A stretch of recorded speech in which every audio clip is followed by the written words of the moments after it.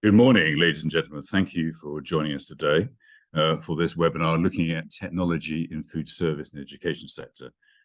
I have found these discussions we've been hosting over the last year with Zupa really quite fascinating because technology is becoming so central to how services are evolving. And actually, if we look back over the last 4 years, actually where the challenges food service have faced have got harder and harder. And actually, they seem to be constantly overcome with technology being at the heart of it. But at the same time, there are many people who say we lag behind in technology in our skill set and our capability. Is that true? Or are we actually just working it through and actually finding the best solutions as we progress? I'd be delighted to welcome a number of speakers today to explore that, and I think and they will offer some very insightful comments. I think it's fair to say that food service in education schools has become even more important than it ever was, and actually really does play a central role in daily life and in communities. And actually, I probably played a bigger role today than it's ever done in the past. So I'll be really happy to welcome Ollie Brand, the Chief Executive of Zupa, to give us his perspective. And also, as we progress, John Murphie, the Chief Operating Officer of the ISBA, Robin Bidgood, Regional Managing Director of Holroyd Howe, and Nick Clegg, Managing Director with Edwards and Ward. We've got some great speakers, so please come and join me on camera, and I look forward to the discussion over the next hour and your thoughts. We want to make this as interactive as possible, so this will be a kind of hopefully a free-flowing conversation. But Ollie, let me just start with you first, if that's okay. You've been on this journey and these discussions over the last 12 months. How do you feel we're making that journey along on the technology piece and capability? Are we lagging behind, or are we actually well along that road? Yeah, it's a good question, Chris. I've got some views to unpack on this. Just hi everyone, lovely to see you all today, and thank you for having me. So I, providing my perspective as a sort of technology provider on this, and views that might fuel the conversation a little bit. But when thinking of where we are on the actual journey with technology, we're at a really exciting time in history. We've sort of hit this exponential curve of progression, and there's amazing things that we're seeing as consumers. But and in that vein, the awareness of technology is definitely growing. I think it's sort of become common knowledge, whether it's ChatGPT or metaverse or whatever there is. And I think there is sort of, we're starting to see these cutting edge technologies come along, and we all do want to make meaningful change within our businesses. I think, observing the contract catering sector as a whole, hospitality in general, there is a desire to make meaningful change, but I firmly believe that we're not realizing our potential. And I try and unpack this in a way where instead of going beyond the technology to the more fundamental piece of the people, and looking at it from two perspectives, both the operators and the technology providers. And these are kind of observations from working with clients, but also from the roundtables we've done in the past.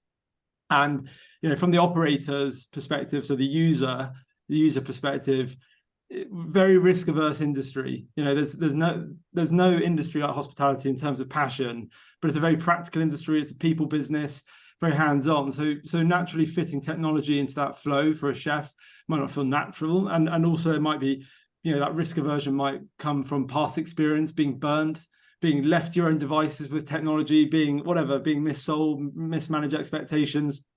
There's also a general reactiveness in the sector, so being able to take the time to assess and implement a change, and where there is technology to be able to use to progress as a business. The operational challenges can get in the way, and so in that reactive, it just the one step back to take two steps forwards metaphor. But then also education wise, I think education around technology, whether it is from the tech providers or for the those working within the businesses, understanding the actual return on investment when implementing a technology, making sure that it is the right technology, right partners, sustain change, and also a kind of general tech savviness at a site level, especially in the kitchens at the schools. So that's sort of a general rambling about the operators. Then can I just turn to the tech providers for a second? From the creators' perspective, I think not evolving quick enough, especially in the back of house. And I think that's, I'm saying that we are a back of house technology provider, but when you think about how the consumer experience today, everyone uses things like Netflix, Facebook, whatever. It's the technology that's designed to be addictive and make it as easy as possible to use. But the B2B experience must be catching up with the B2C experience. And I think we are seeing some exciting progression in terms of the front of house, because that's interacting with the consumers, whether it's the students or the parents. But in the back of house, there needs to be a kind of a pickup. And another observation we have, which was shared at the recent talk we did on the 9th of November, the EP event, is that investment in hospitality technology, as a sector, lags behind. 2022, there's $5.5 billion invested in global hospitality technology. And I compare that to retail, healthcare, and fintech. And fintech had $132.5 billion invested. And investors don't invest in hospitality technology because they see the industry is fragmented, so it's regional, difficult to hit the scale for a technology provider, cyclical, so it's vulnerable to market environments, and then the risk aversion I mentioned. So, but after saying this, it's not all doom and gloom, because I think there are solutions to that. But I'll take a moment before we get to that. We're still early in the journey. John, can I bring you in at this point? And your thoughts on the journey? So you're on mute at the moment. You're on mute at the moment. No, that's fine. I was deliberately so. Trying to keep the noise there in the background. Trying to follow Ollie is a very difficult task, but I'll give it a go. Thank you, Chris. And good morning, everybody. Thank you for having me on as part of this discussion.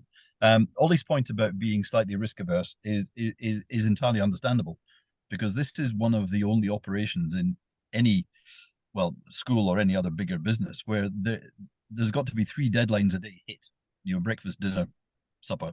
You can't miss them. You've got to hit it. And if it's a boarding school, you're hitting an evening meal as well.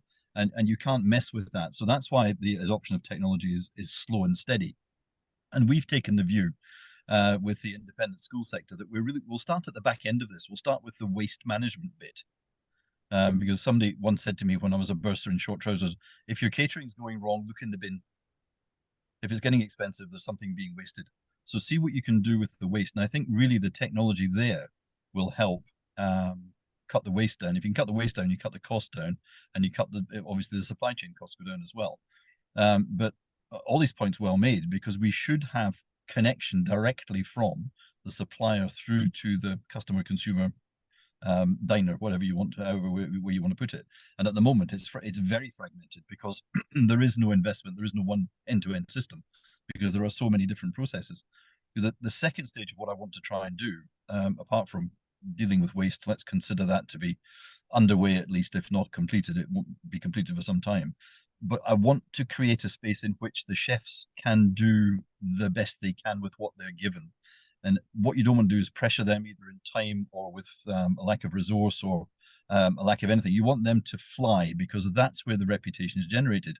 Nobody cares about how good the supply chain is coming in unless it fails, or the waste is going out unless it fails. So therefore, you really need to create this space in which those very talented people, and let's face it, we're investing a lot in them, and we should, can do the very best they can do for whichever customer we are serving. So that's the sort of second stage. And the third stage then is to try and educate people into what they should be eating. And that's a constant uphill battle. There's got to be much more technology involved in that, because at the moment, everybody will be falling victim to McDonald's and everybody else's adverts about what they should eat. Well, that's about the last thing you should eat.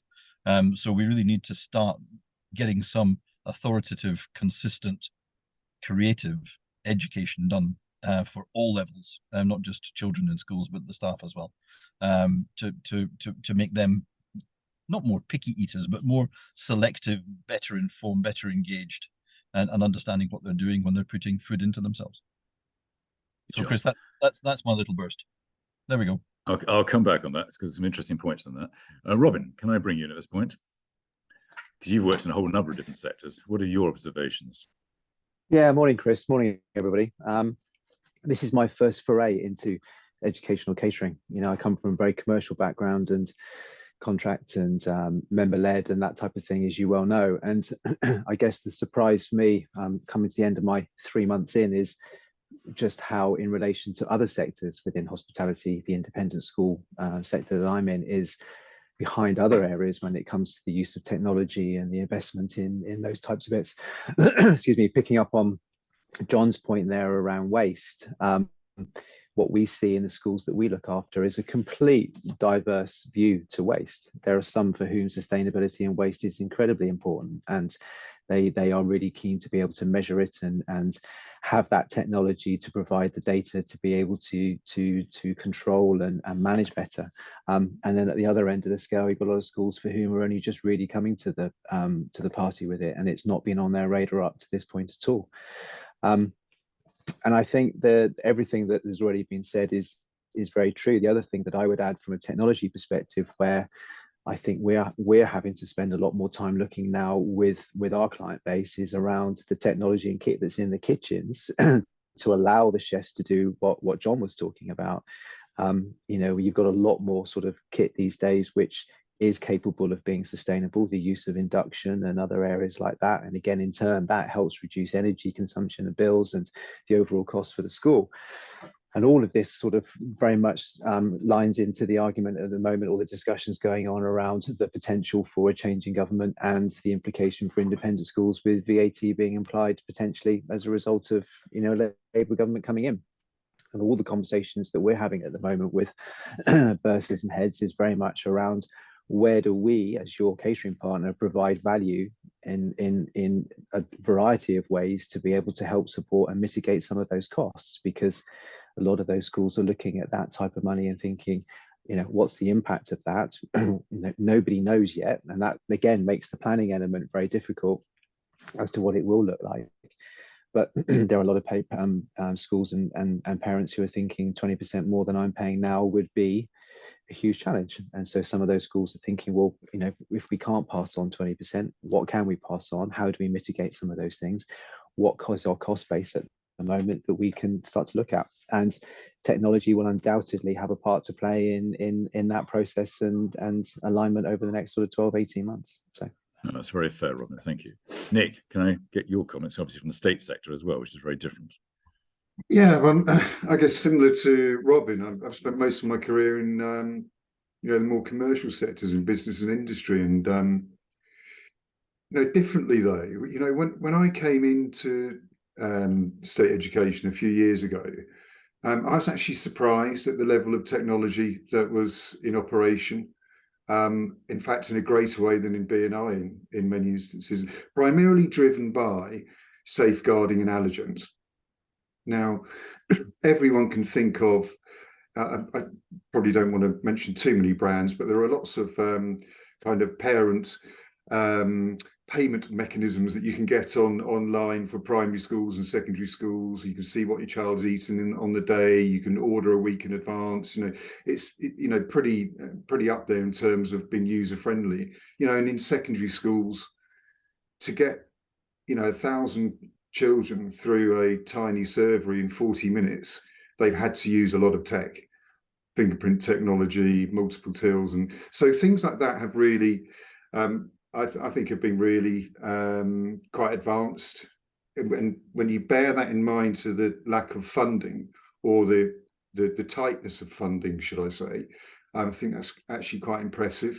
And at the same time, in the background, you know, and it's worth mentioning all of our supply chain here, they have worked very quickly the last few years to really make sure that their systems talk to our systems, so that we know when there are allergen changes. You know, so I can think of our suppliers system, if there's a product swap, which has been really important the last few years of all the challenges that have been going on, that if there's a change to the allergen matrix, it's automatically flagged. You know, alarms go off everywhere, so that we know there's a potential issue in communication to sites. And that'd be the same with a lot of state education caterers. So from a tech perspective, I think it's better than a lot of people would imagine in state education.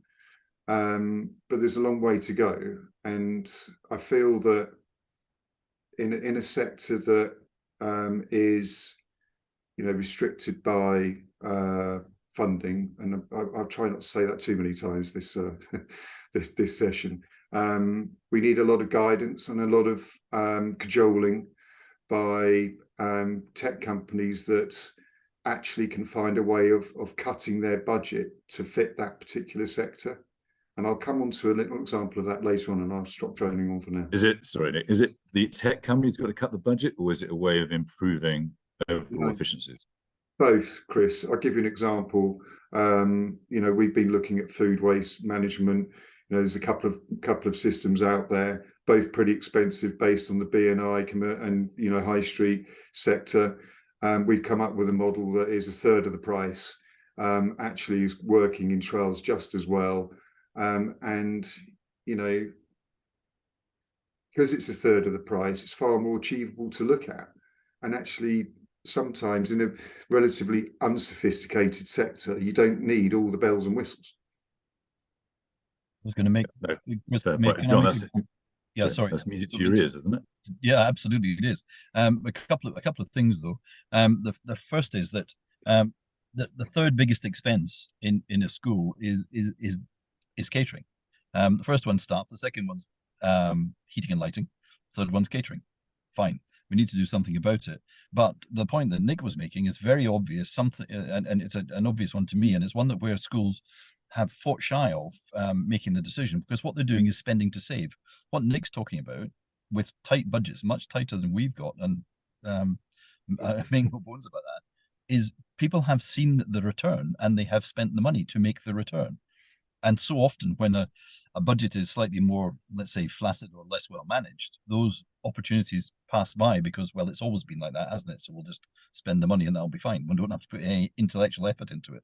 But Nick's quite different, where tight budgets have been perhaps tightened for a couple of years to make a return in years 3, 4, and 5 and beyond. But isn't that the shift that we've all faced over the last 4 or 5 years? We've all had to change the way we think about commerciality and the way we're looking at business. Yeah. And actually, that's part of the journey that we're kind of going on along with tech, isn't it? Yeah. Is that fair, John? Yeah, there's some big lessons to be learned here, though. But I mean, I'm hoping to button up with Nick and after this for a while. Well, look, you've given us loads of topics to go through. Ollie, your take on that? Just being controversial a second, that obviously tech needs to change its cost model. Yeah, I'm not going to dispute that. I think when it comes to especially stark examples and keeping it completely anonymized and all that, but when you hear examples of what the government grants are, or around free school meals versus, and then the need to do creative accounting, try and figure out some budgeting, because if we've even got to pay for lights and general utilities and stuff, and trying to cover those costs, it's a neglected sector. I think there is absolutely, like, when time and time again it comes up, whenever I have conversations about it, there's undoubtedly been a historic lack of respect and focus to food and catering in the UK. I think that's sort of is long-standing. One of the examples on one of the podcasts we did last year, which was, oh, you failed your A-levels, well, go work in catering, or like, that kind of mindset.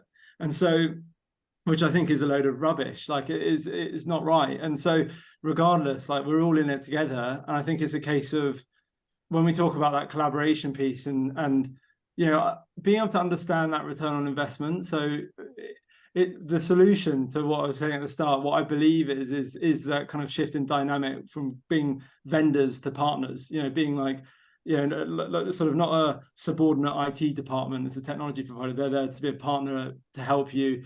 And the technology providers need to be ruthlessly customer-centric or user-centric, really focus on delivering meaningful outcomes and the data that comes with that. And then the operators on the other side of that need to have some patience with the technology providers, because there's a bit of trial and error. Got to build solutions for the broader market. It's not bespoke to that, because there's history of, like, whoever shouts the loudest and all of that, where it is, from a technology provider perspective, need to build a scalable solution that fits and caters to the wider industry, and then ultimately just make decisions that matter. And avoid compromising long-term growth to dodge short-term pain. So I think that's there's just got, I can't dispute the cost model bit, though. I think it's just a case of there's got to be that collaboration. to work it Well, I through. think the collaboration arguments we're finding everywhere now. How do we work better in partnership across the board? Robin, bringing you back in, because obviously that's going to be crucial on the VAT piece with schools. That's going to be obviously a big challenge as such, as you look at commercial. Very much so. Absolutely. And I think at the moment, I mean, it's one of the reasons why, you know, I was asked to come and join Holroyd Howe, is that, you know, like Nick, we have different backgrounds where historically the sort of independent school or school catering element side of things has been done the same way in a particular way for quite a while. And John made an interesting point there about the sort of the traditional bursar. We're starting to see that traditional bursar who's potentially come from the sort of forces background, been in post quite a long time, older generation, very much shifting towards a younger generation of bursar in some of the big schools who are commercial and come from some of the big five, PwC, people like that have that sort of very strong accounting background and are exposed to IT and tech and other things like that. And so they become a lot more demanding, and rightly so, as part of that partnership piece, and say, you know, you can challenge us as the caterer, you know, how are you going to provide value for us? And I was at a school week before last with Nick Howe, founder of the company, and the two of us went in to meet the head, and I was being introduced to him for the first time. As I said, I've not been with the company that long, and the conversation was purely focused around two things. One was, how can we help support them in terms of some of their cost management, and how can we equally provide initiatives that will potentially help support some of their commercial activity. Now, a lot of the independent schools have fabulous facilities, schools, swimming pools, grounds, you know, whatever it may be, and historically a lot of them have not had to think about those spaces, those assets, as a way of realizing commercial activity on them. That's changing because people are suddenly thinking, well, I've got a fabulous swimming pool that's actually only used for 6 hours in any given day by the students. And I was at a school last week where they used the pool and they rented out to a diving club at the weekend, every weekend, and swimming lessons in the evenings and things. Now, at the moment, we as the caterer don't do anything in support of that. So my question, coming from the background that I come from, to my catering team and to the bursar was, well, why are we not doing a little coffee pop-up here? Why are we not selling drinks to the parents while they're waiting for Johnny to have his swimming lesson or whatever? And the bursar sat there and said, I really like the idea of that, put some proposals and things together. So I think there's a challenge there about how you help generate revenue and that commercial activity in a way that is, there's not going to be one fit for all, because every school's got different assets in different ways. But the true partnership piece comes from being able to sort of look at the assets they do have and work out what is right and appropriate in that way, and equally some of the cost base that they have. And you know, in most schools, as John will well know, the teachers eat for free. They go through the counters every day and enjoy whatever is on offer. And in many of the schools, 2-3 courses every day for each of those meals, you know, breakfast, lunch and dinner. And we did an exercise with a school where we identified how much it would be that the swing from where it was to what it would be if all the teachers simply paid £1 or £2 every day for the food that they ate.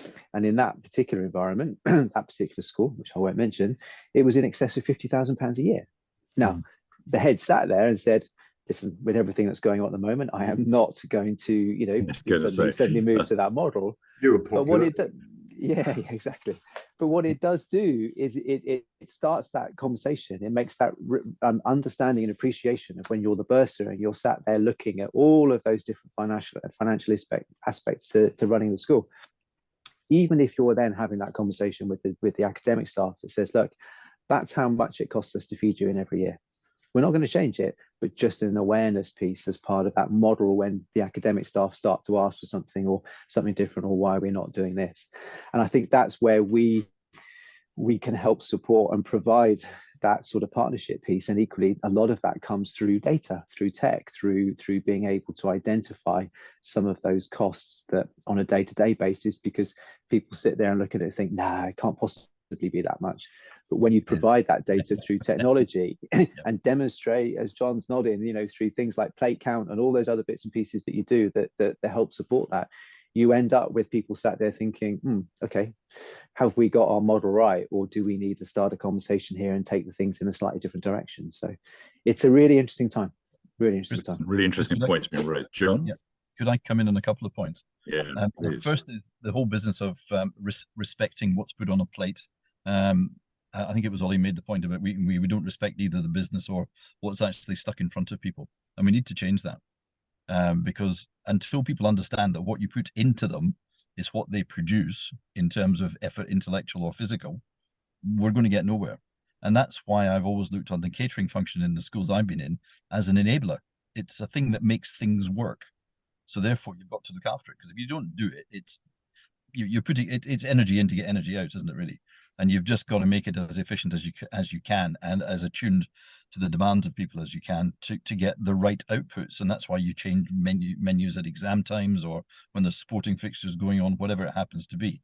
So you should be aware and alive to that enabling function as well. The other point that Robin made was one about feeding staff. It's long been the tradition, exactly as you say, Robin, of feeding teachers at lunchtime, because they're doing an element of supervision. They've got to be in the school anyways, and so on and so on and so on. Interesting point when it comes to VAT, because VAT will be not charged on student meals, but will be charged on teacher meals. So that whole problem begins to crystallize, doesn't it? When you see that £50,000 you're talking about becomes 60 by the time you put VAT on it, and the whole thing just gets much more tetchy, and therefore slightly more interesting to debate. But it must be debated. But we've got to work out where the money is going. The parents' money doesn't need to go into teachers necessarily; it needs to go into pupils. Teachers to a degree, but not, the emphasis is going to be on the pupil side of life. Chris, thank you. But look, this whole issue does raise the whole point, Nick, doesn't it, about margins and how we're working on tight margins and the stress that everyone is under. Is that? I think this is coming through time and time again for all the conversations. Yeah, Well, absolutely. Sorry, Nick, I beg your pardon. Yeah, I mean, I think there we go. The word funding again is key, isn't it? I mean, I think we're at the point now in state education where any more cost rises that come through are going to be difficult decisions will be made. Yeah, I mean, the wave of everything over the last 2 years, two times a year food price inflation, NLW driving wages through the roof, teacher pay rises and strike days and everything that's gone on in the last year or so, extra bank holidays and all these kind of things that have really impacted on the sector. I, like a lot of other, I'm sure, of my competitors, we're in pretty good growth mode. And when you're in growth mode, it's slightly easier to do better deals with your supply chain. So we've been able to mitigate a lot of that. But we're at that point now where anything, the next national living wage that comes through, the next bit of food inflation that comes through, is going to mean a difference between where does the school get the money from. I'll give you an example where, you can speak to most consultants. We're probably the funding for free school meals and universal infant free school meals at £2.53 currently. There's a lot of caterers who are bidding £3. There's already a 50 pence difference. Now, 50 pence difference, multiplied by an average number of kids over the year is £19,000. That's a teaching assistant. So there's going to be some difficult decisions that people will make, but I'm confident that we as a business, and I think this is where tech is going to have to try and play its part, is that we'll be able to further make efficiencies and find another more cost-effective way of doing it. Just to follow up to that, Nick, because that is definitely the conversation that needs to be had, and that's where the collaboration piece is massively. I think what the example that is like before tractors, 97% of all jobs were agriculture. It's that level of there needs to be the data that's being captured, or we are entering the age of interpreting data. When you see some of the things that are happening through artificial intelligence, it's mind-blowing. And so there needs to be this we need to change gears and get incredibly collaborative, but to be building things that create that productivity boost that will help to because margins are tight, times are very difficult, but this being the opportunity where it's like start building those insights, you know, whether it's waste before production, the knowledge around the production time, the insights of working with suppliers, I don't know, there's so many possibilities in terms of and how we interact with the students, and I don't know, there's a whole array of opportunity in terms of the data that is captured. Let's say it like data, but these are the actual tasks and responsibilities that are fulfilled, and always will be, because we'll need to buy food, store it, make it into something amazing, and give it to and feed people. So it's just trying to make that flow even more efficient and effective. Ollie, I agree with that, but I think that personally, and I don't know what Robin and John would say, but I personally think the biggest opportunity is to have some tech that allows us to go directly to the parents and market to the parents. Because at the moment, the schools under safeguarding and all the rest are terrified of letting their communication hub outside of their control, and I fully understand that. But you know, if we were looking in a commercial restaurant, a B&I restaurant, it's very easy for us to agree with the client how we might go and access and market to our customers. In a school environment, primarily driven because of safeguarding, it's nigh on impossible unless the school do it for us.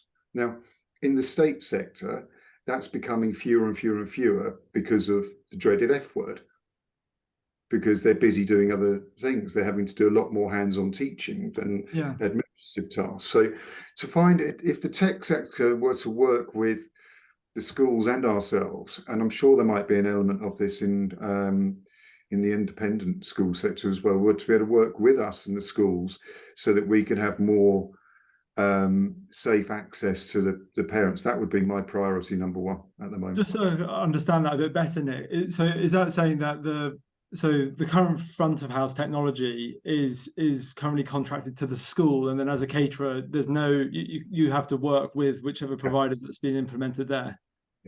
Yeah. Okay, understood. John, your thoughts on that? It's an interesting one, isn't it? Because I was trying to connect in my head the supplier to the parent with the school in between, because I think it's important that the quality and range of what's on offer comes out as part of this whole education of parents as well as pupils.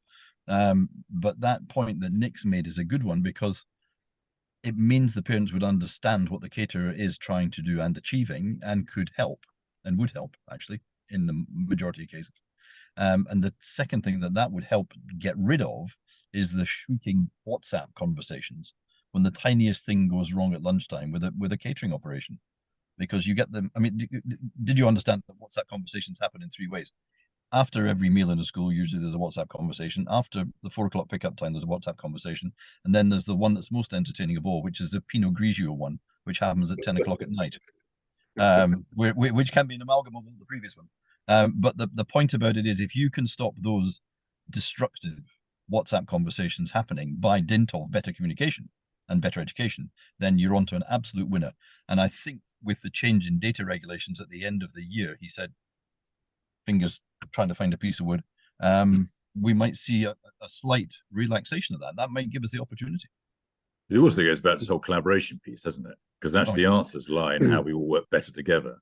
Yep. Robin, your thoughts on this? Yeah, the reason I was smiling at John's point about the WhatsApp group there is it's very real, and we have a school west of London where that shrieking WhatsApp group had become very noisy about the sort of quality of food, and the fact there was never anything for the children to eat. It was complete rubbish. It was garbage. You know, all the stuff that you can see that would become the case. And the new head arrived at the school, walked straight into this, and looked at what was on as an offer and a provision, and was like, "This is not what I'm seeing on the counters. This is not the experience that I get. I eat here. Doesn't it's not that." So the WhatsApp participants were invited into the school by the head to come in before a lunch service to see what we do. And we did everything as we normally do, the normal range. The chef manager that we have there set everything up slightly earlier so the parents could come through and to see it, and was available with the head to engage, to talk about the budget that we have, which horrified some of the parents, and just in terms of looking at that range of food that was out there and what the sort of monetary value was attached to per pupil, surprised a lot of them. And the engagement was such that the parents then stayed to see lunch and to see how the actual function worked of taking Nick's point earlier on, how you put 1,000 people, 1,000 kids through a relatively small counter in under an hour. And one of the vociferous parents had stood in the corner with Will and the teaching staff and saw their son come in and every night he was coming home hungry, saying there was nothing to eat, picked up the tray, the plate, put the food, whatever it was, said what he wanted, put everything on the plate, big thing of, the whole lot, dessert, everything, walked straight out around to the dining hall area, didn't sit down, just went straight over to the waste area with a clearing station and just dumped it straight on the clearing station. And the father was horrified. And the father walked across and just tapped, the son on the shoulder. And this child was like, "Wah!" At the sight of his father. And he said, "Wait till you get home, because I've been here. I've been to see what's prepared for you every day, the range, the choice, the quality of the food, the fresh of the product and everything else. For you to come home and say you're hungry is completely and utterly unacceptable." And that's a very practical way in which, we, in partnership with the head and with the school, got to, dissipate that WhatsApp group and the comments are being made on it.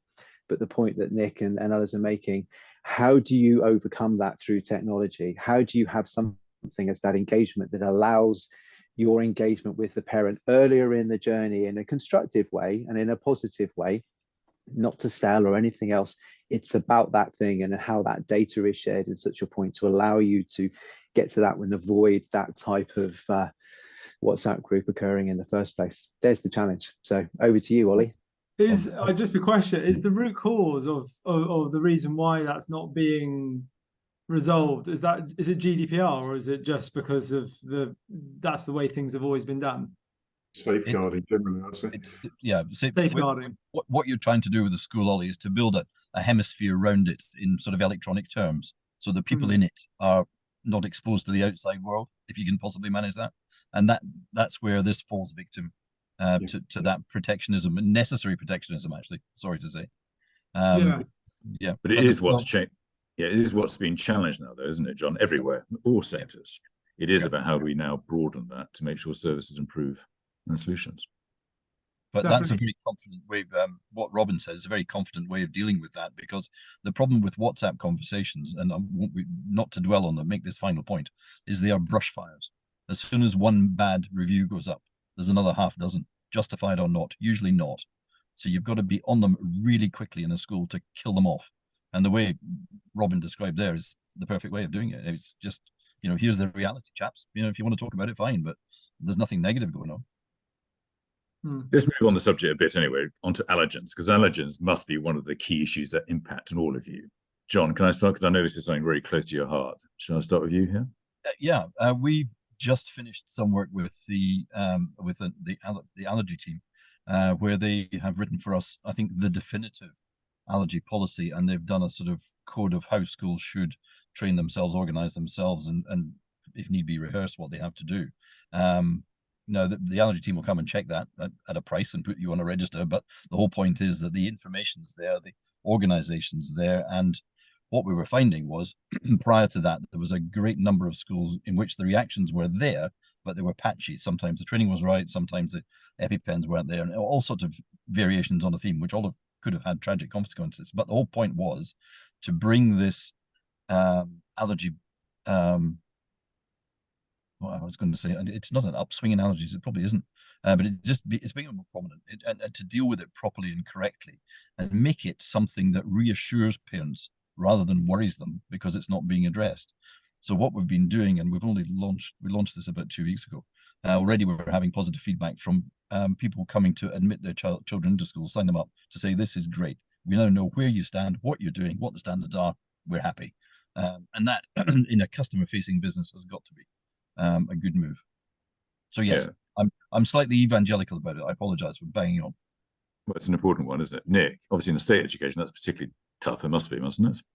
Yeah, look, I mean, John's point earlier about there being, a lot more new allergens, crikey. I mean, I think, we do special diets. Claire, my nutritionist, will kill me if I get the number wrong here, but there are dozens and dozens and dozens of allergy type things that we deal with, most of which are supported with medical evidence by the doctor.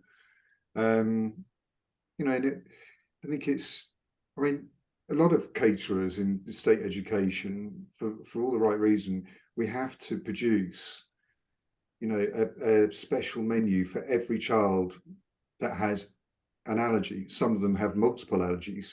Some can have all of them on the list. And that's an immense amount of work in the background. Now, this is where, we've used our own technology to make it safer, if you like, to make it cleaner. And John, if you go onto our website and try and register for a special diet, you will have you kind of see what's going on with it. Yeah. And but that was done internally. The guys did that well, and it works. Other companies have got really great systems too. There's no doubt about it. We all have to keep these children safe in schools, and the front of house technology then that sits behind, or is the front of house bit that after we've cooked the food for them, the schools need to know about it, and in some cases the children can hit their name on a tablet to make sure they know what they're allowed to eat for the day. And I think it's actually quite sophisticated in some ways, but there is also a disconnect between what is an allergy and what is medically diagnosed, and actually the pure affordability of producing so many different menus. Yeah, that's what gives it the problem, isn't it? Because you're trying to isolate particular food groups for particular children, and then you're trying to supervise them. In most cases, they are very responsible. They know what they should and shouldn't be doing, so it's fine. But it's just that, as Nick says, that diversification in an already pressed budget, you're pushing probably 10 or 11 different sorts of meals out. And that in its own way, say for example, there's a chef manager in a school, and he's got 20 children on who have a special diet. There's potentially 20 different things to cook. And 20 very vulnerable children to look after. That's the other point.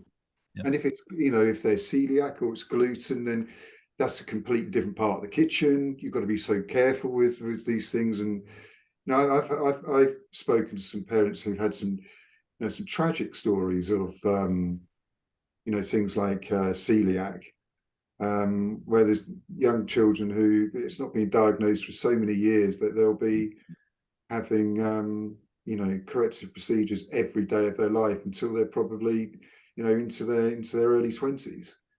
So that allergens is the one of the biggest things that I will lose sleep over. It was, Chris, I mentioned this to you as we were discussing this a couple of days ago, this session a couple of days ago. We've got one school who've said, right, fine, whatever, we're going to make it all plant-based. So they've cut down on their allergen. I thought that was quite a radical idea, just going back. You see a potential where plant-based menus. The other thing they've done is where the children were all quietly bimbling off to at lunchtime to get something alternative to eat from this street food supplier, they brought them in as the caterer. So all of a sudden, what was alternative is now mainstream, and what was peculiar because it was plant-based is now norm. So I just wonder if we're going to see more of that. Now, admittedly, that's a small operation, and it's a one-off, and it was particular local circumstances. But that is the sort of innovation that all of a sudden makes a world of difference to a school. Robin, your thoughts on all that? Plant-based menus, the growth of plant-based menus, street food coming to schools, local schools. I would agree with everything that was said about the allergens. The other thing that we find in addition to that within the independent sector, where, let's face it, you've got some parents paying some pretty hefty sums of money for their children to be boarders and to stay and to looked after. And the expectation that comes with that is that their food preferences be catered for in addition to some of the allergen piece. So you've got another layer on top of the allergen element. And, I'll be really interested to see what John's work looks like in terms of the process for how the allergens are sort of set up, recognized and everything, because we have a real challenge within the independent sector, because there is no consistency to that. And again, because they are independent and they see themselves as independent, special, different, all of those things, some with a large number of international students, you end up with a different process in the different schools. And some will go to the point where, you know, you've got lanyards and demarcation and all of those bits and pieces. Other schools are a bit like, we don't want the stigma. We don't want our children to be seen as being different because of their food choices or because of their intolerances. So, you know, you've got multiple different ways of working within that sort of framework on a daily basis, and there is no consistency to it. And it'll be interesting to see if we can get to that place, because that would be hugely helpful in that environment. You know, the point around plant-based and everything else, yes, there are those schools who see the sustainability piece and everything, and a lower carbon footprint. You know, we make shepherd's pies and we cut the amount of mince with things like lentils and all those other bits, so that you're actually looking at the way in which the individual things are constructed to help support all of that. I was at a school on Monday, and Monday's a meat-free Monday. That is part of that school.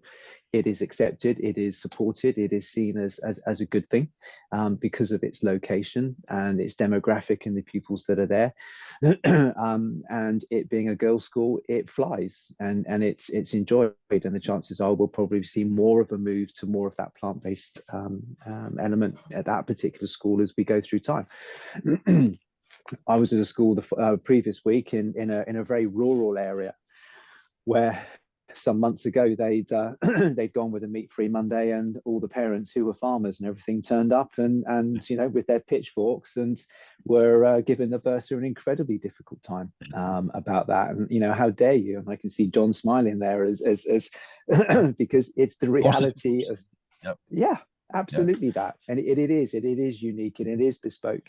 And again, I think this is where excuse me, there is that balance for technology, and there is that piece around AI and the thing in the future as to how that can help support what are a multiple number of different environments and expectations, and individual schools wanting to be exactly that. They want to be individual. And you know, I was at a school yesterday where they remain completely focused on the principle of match teas, when many schools have done away with the traditional match tea, or they've dumbed it down and simplified it. This particular school sees it as their greatest marketing tool to get potential children from other feeder schools into the college, into the upper school. And it is, you know, from their perspective, that is it's an enormous cost, and we'd, you know, highlighted that to them as ways of, you know, are you sure you want to continue this as part of budget discussions and things? And it's like non-negotiable, red line straight through it. Match teas for us are our marketing tool. We know that because we do the best match tea in the entire area, that's how we fill our upper school every year. So it is completely different. You see, I mean, the one thing that occurs is the pressure on margins getting greater and greater, isn't it, Nick? I mean, it must be getting hard. I mean, the sustainability, AI, tech, allergens, I mean, it must be pressurizing all margins too much, isn't it, almost?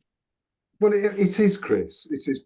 Hasn't it always in our industry? Every year, I've been in this industry for 30 odd years. Every year we get pressured on something, you know, and there's always been a little bit of inflation. The last few years we've had hardly anything. We've probably got a bit laissez-faire as an industry, to be honest on it.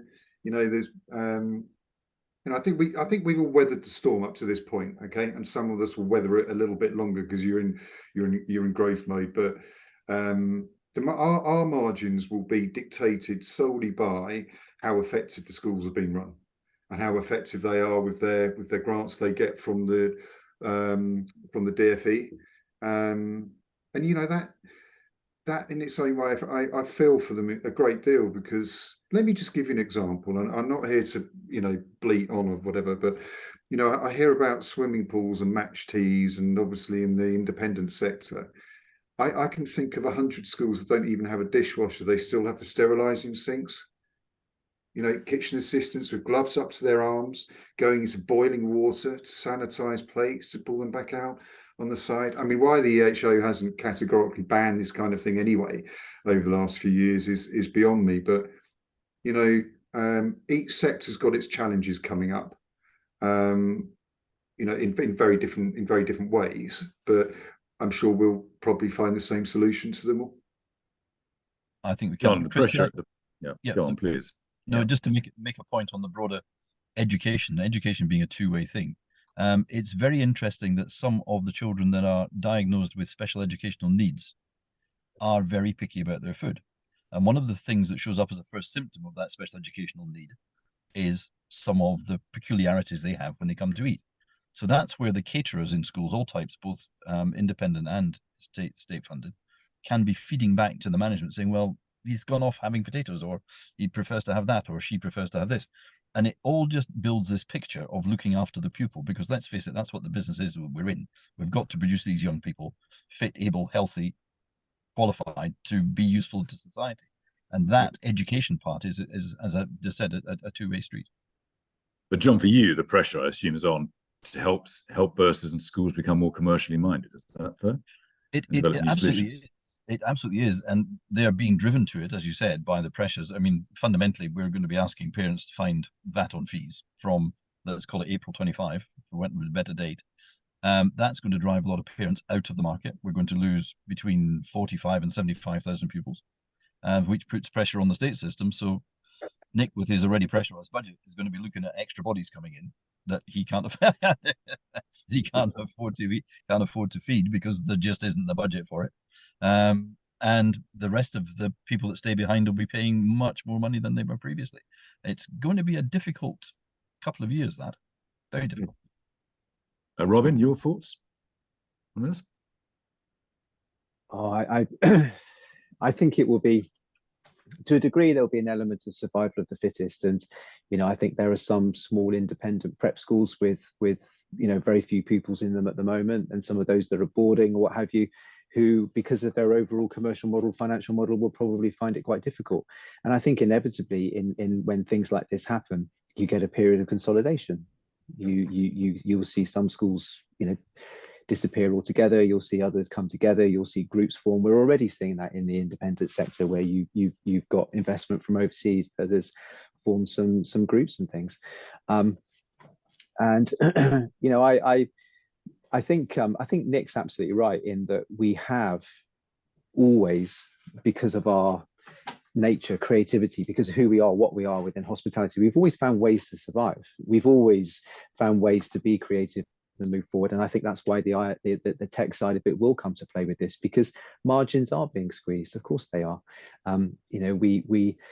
We struggle in certain aspects, in certain areas of the country, to find staff, because if you're looking to find junior level GAs, entry points, some of the people that Nick was talking about who wash the dishes, that type of thing, you're in a market where, from a catchment, if you've got 4 or 5 independent schools all within a small area, the parents in that area are not the sort of people who, once they've dropped the children off, go and do a role in a school or whatever for 4 or 5 hours.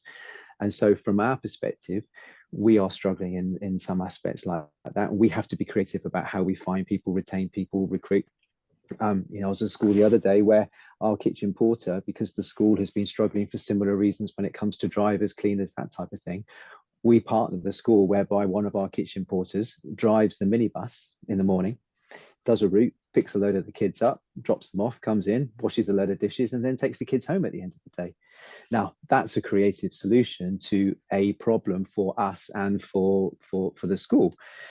And by amalgamating the two roles, here's somebody with a full-time role that didn't exist previously. So, it is about finding ways to overcome some of those challenges. And yes, the increase in the LLW and everything doesn't help when you're as tight as you are with some of those margins and some of the cost base, because there is an assumption that in some of these schools they've never historically had to sort of think in this particular way, or had some of these challenges in the way that they're coming down the line now.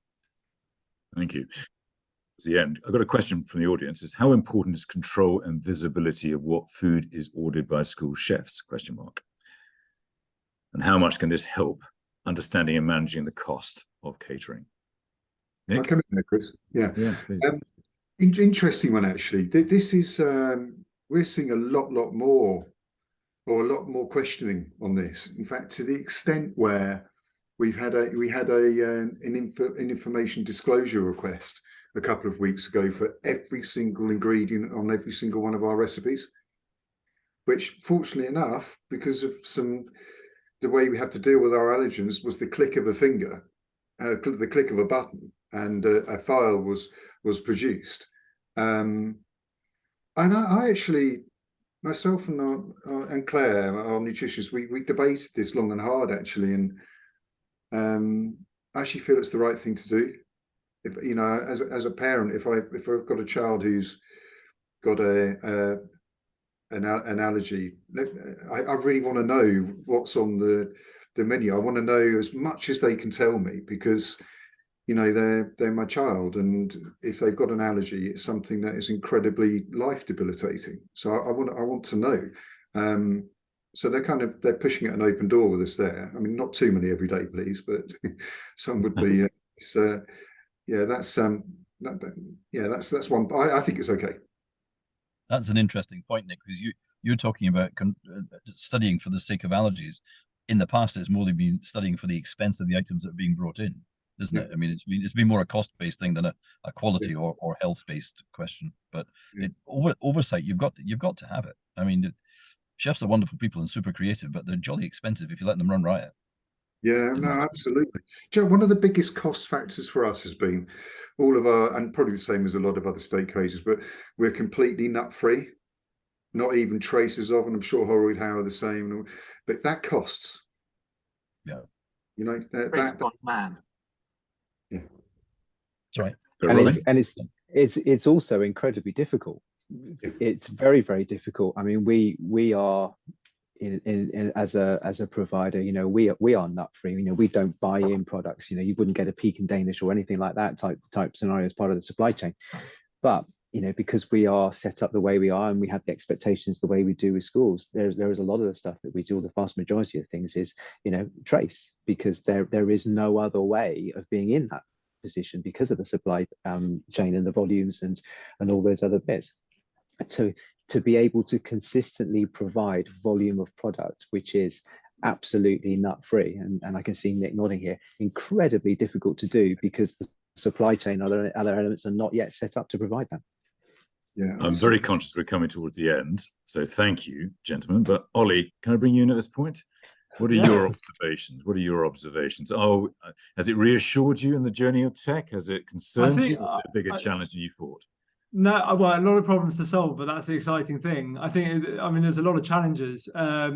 Just listening to Nick and Robin's discussion just there a second ago with the need for consistency, single versions of the truth, yet some level of flexibility at a site level / we're just going to see a lot of evolution in the sector, whether the nutritionist role, how all of these being able to cater to all these different scenarios, or whether it's consolidation and simplifying menus. And I think regardless, technology's got to be a facilitator of all of that, and it's got to support it because data's got to be available.